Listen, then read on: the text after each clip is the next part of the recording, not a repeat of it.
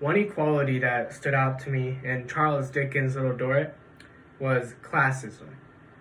Classism is discrimination based on the social class that benefits the upper class and degrades the lower class. It is known as one of the largest social problems in the world today. Classism is also among every race, unlike racism that is historically directed at a certain race.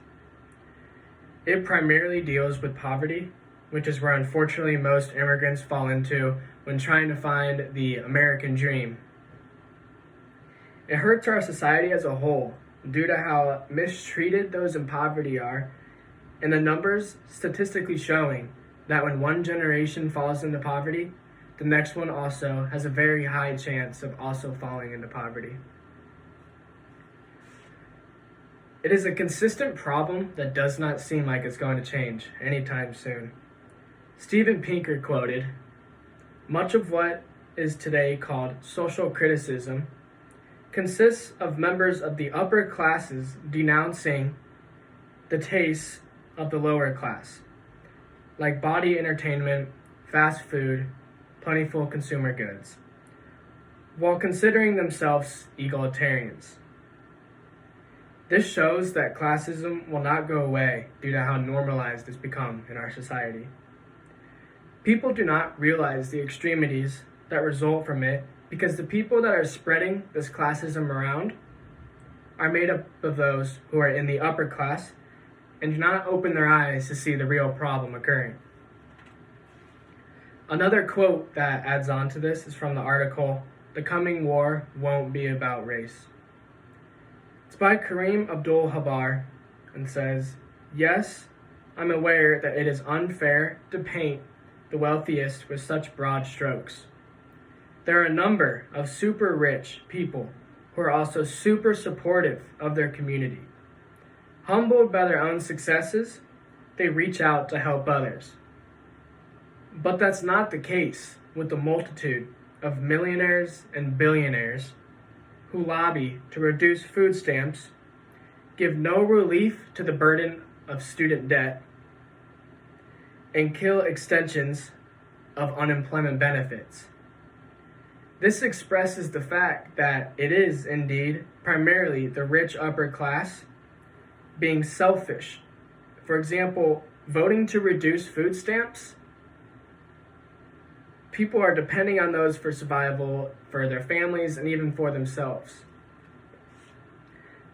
Classism has been around for many generations, shown by the fact that it was presented as a significant problem in the novel Little Dorrit, which was set in the 1850s.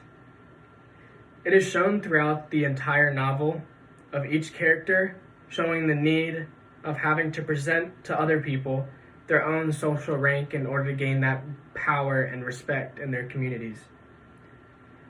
For example, William Dorrit, the father of Amy Dorrit, or known as Little Dorrit, is the father of the Marshalsea, which is the debtor's prison where one goes when he cannot pay his own debt, due to living in poverty or different circumstances.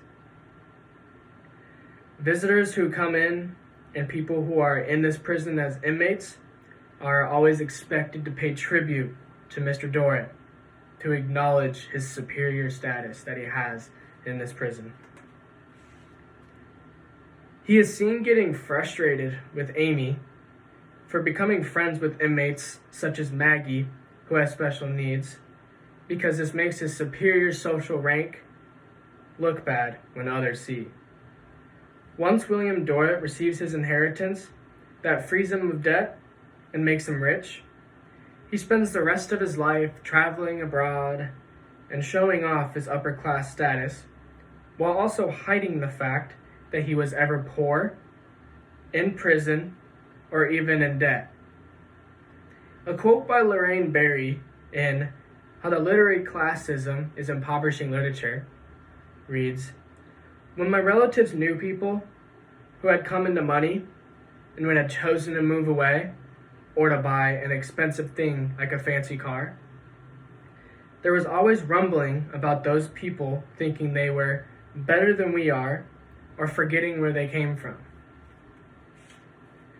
This relates back to Mr. Dorrit perfectly because he is seen traveling abroad and showing off his upper class rank in that society while knowing that he was also once poor and in prison just like those who were inmates with him, which shows that he's forgetting where he ultimately came from. Another aspect of how important these characters' social rank mattered to them was Mr. Myrtle. He was a wealthy businessman, and he tricked and manipulated many people by being a fraud and taking their money and telling him they will make money off it once they give it to him. Once he lost all of the money that these people trusted him with, he committed suicide so that he wasn't exposed for his fraudulent actions. This novel shows how far people will go in order to have money for themselves, to look good in front of others. Another example is Fanny Dorrit, Amy's older sister. She married Edmund Sparkler just because she wanted to be rich and raise her social rank. We see this today in marriages and divorces occurring because of it. They are not taking into account the real meaning behind marriage.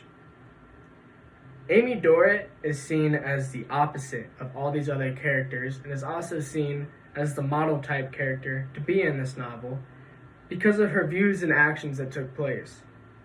Money didn't seem to make very much of a difference to her, and she cared very much for those in prison by becoming friends with inmates such as Maggie and even educating some. She's also extremely devoted to her brother and sister and basically became a parent to them. She also at times chose not to eat in order to feed her dad.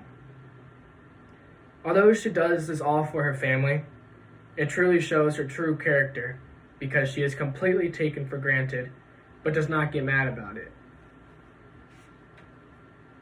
Although Amy is looked at as a saint in a way, people like her do in fact exist today in our world, and they are trying to help those in poverty.